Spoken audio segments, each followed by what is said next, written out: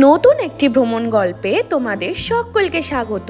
আর আজকে আমরা প্রথমবারের জন্য স্কুটি নিয়ে শিলিগুড়ি থেকে দার্জিলিংয়ের উদ্দেশ্যে যাব। তো সমস্তটাই তোমাদের সাথে শেয়ার করব। তোমরা কোন রোড ধরে যেতে পারো, কোথায় থাকতে পারবে, আর সবথেকে ইম্পর্টেন্ট ব্যাপার হচ্ছে দার্জিলিংয়ে গিয়ে কিন্তু অনেক রকমের স্ক্যাম হয়, তো সেগুলোর হাত থেকে কি করে বাঁচবে। তো চলো ভিডিওটা শুরু করা যাক। গুড মর্নিং বন্ধুরা, আজকে হচ্ছে 6 তারিখ, জুন মাসের 6 তারিখ। তো তোমরা দেখতেই পাচ্ছ আমরা এখন আছি এনজিপি স্টেশনে। কলকাতায় প্রচণ্ড গরম, প্রচণ্ড তাপপ্রবাহ চলছে। তো সেই গরমকে উপেক্ষা করে বাঙালির অতি পরিচিত জায়গা দার্জিলিংয়ের উদ্দেশ্যে আমরা বেরিয়ে পড়েছি। তো আমরা এসছি এই ট্রেনটা করে, এটা হচ্ছে 13115 আর এনজিপি হামসাফার এক্সপ্রেস। সপ্তাহে একদিন শুক্রবার করে চলে। শিয়ালদার স্টেশন থেকে ছেড়ে নিউ জলপাইগুড়ি স্টেশনে তোমাদেরকে পৌঁছে দেবে।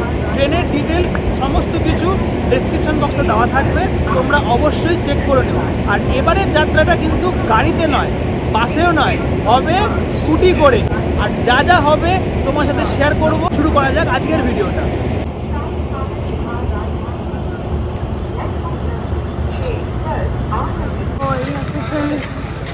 বিখ্যাত জায়গা, এখান থেকে বেরিয়ে প্রচুর গাড়ি ঘোড়া পাবে, তোমরা টোটো পাবে।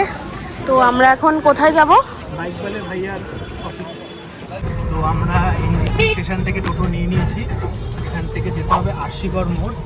বাইক বলে ভাইয়া, যে কোনো তোমরা টোটোওয়ালাকে বললে তারা তোমাদেরকে নিয়ে যাবে। সবাই চেনে বাইক বলে ভাইয়ার অফিস।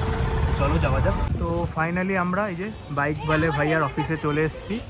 এই যে জব ডিটেলস, এখানে ফোন নাম্বার রয়েছে, তোমরা একবার পজ করে দেখে নাও।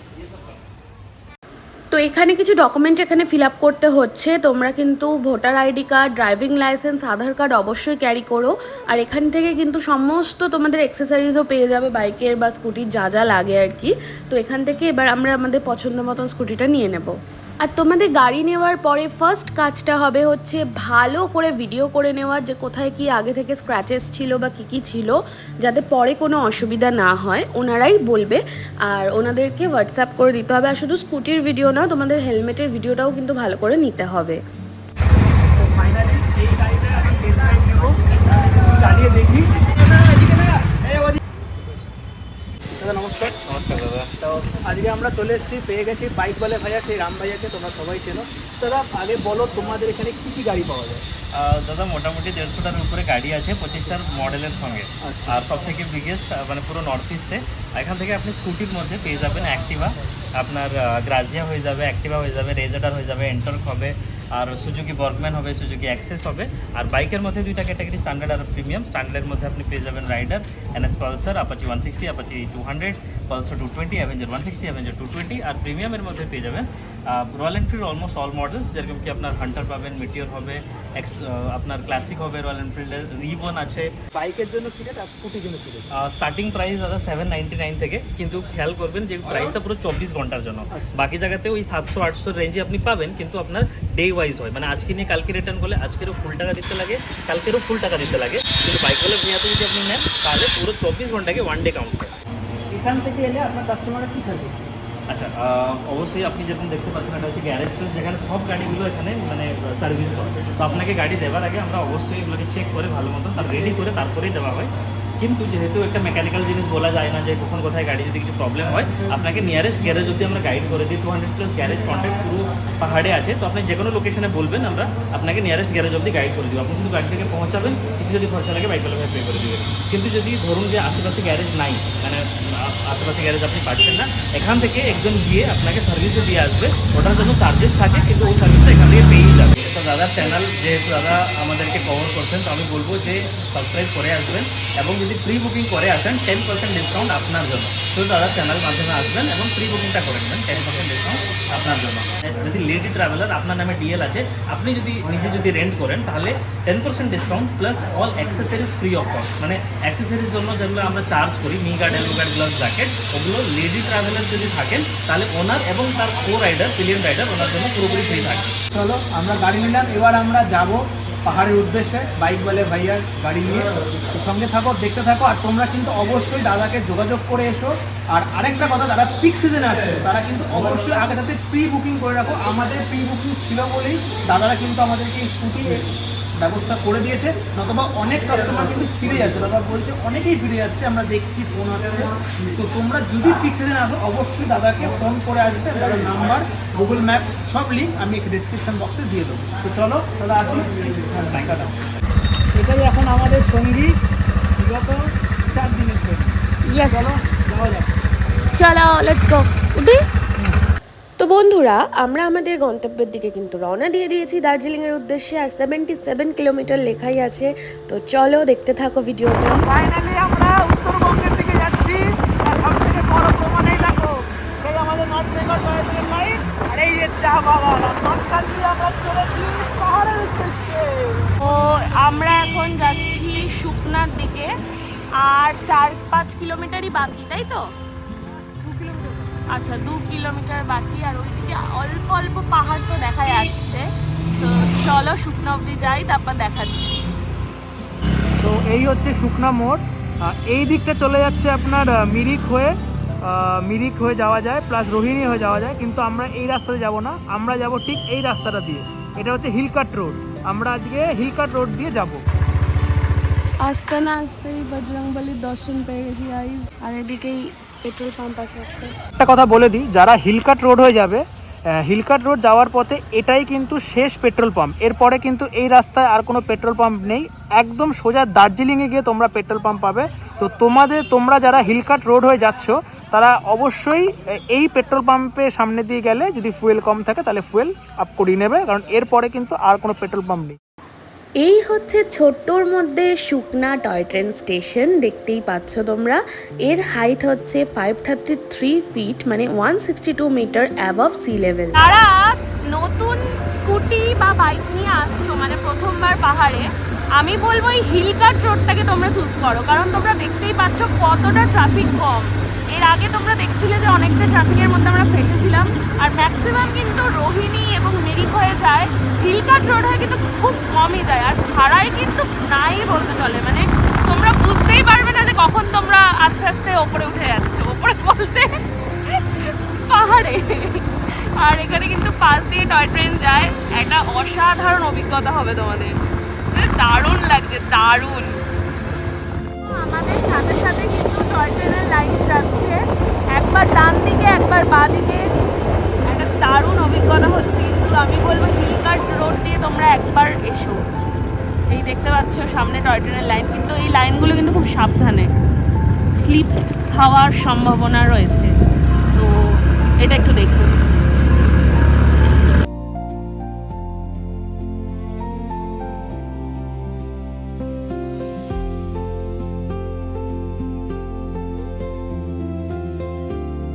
এখন সময় আপডেট হয়েছে 1:55, আমরা এখন এসেছি রংটংয়ে, এসে পৌঁছালাম। আর রংটংয়ে এসে এই ক্যাফেটাতে দাঁড়িয়েছি।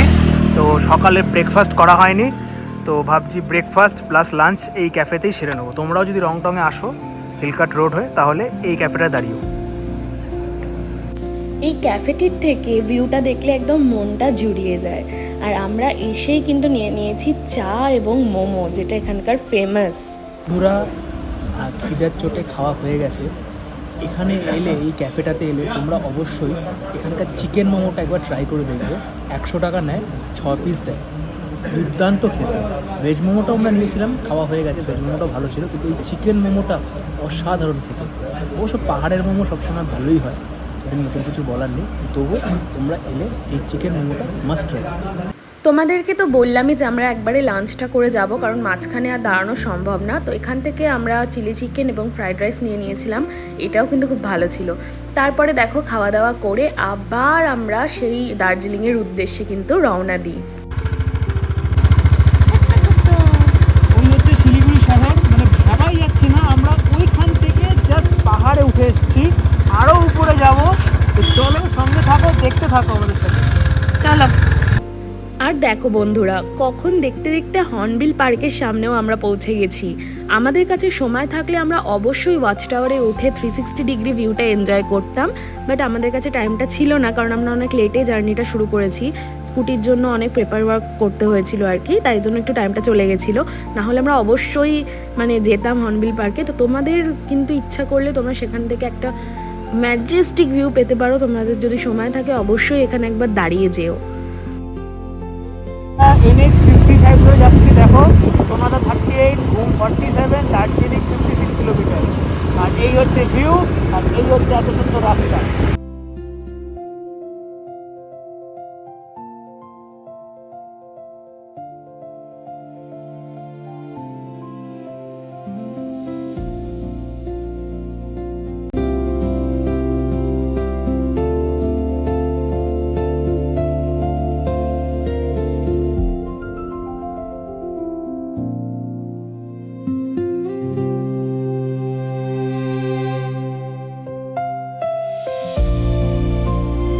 দারুণ। তুমি বলো কেমন লাগছে? আমি বলবো যারা একটু ভালো স্কুটি চালাতে পারো বা বাইক চালাতে পারো, যাদের সমতলে গাড়ি চালানোর হাত ভালো সেট আছে, তারা অবশ্যই এই পাহাড়ে স্কুটি নিয়ে আসার চেষ্টা করে।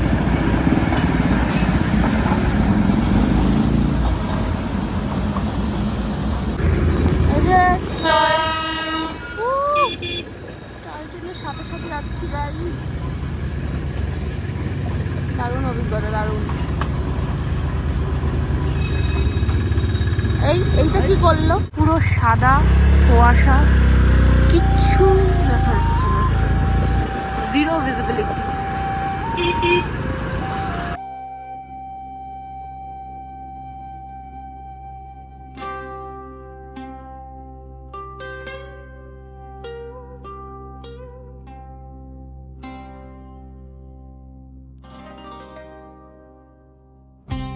ও বন্ধুরা, আমরা কার্শিয়াং চলেই এসেছি।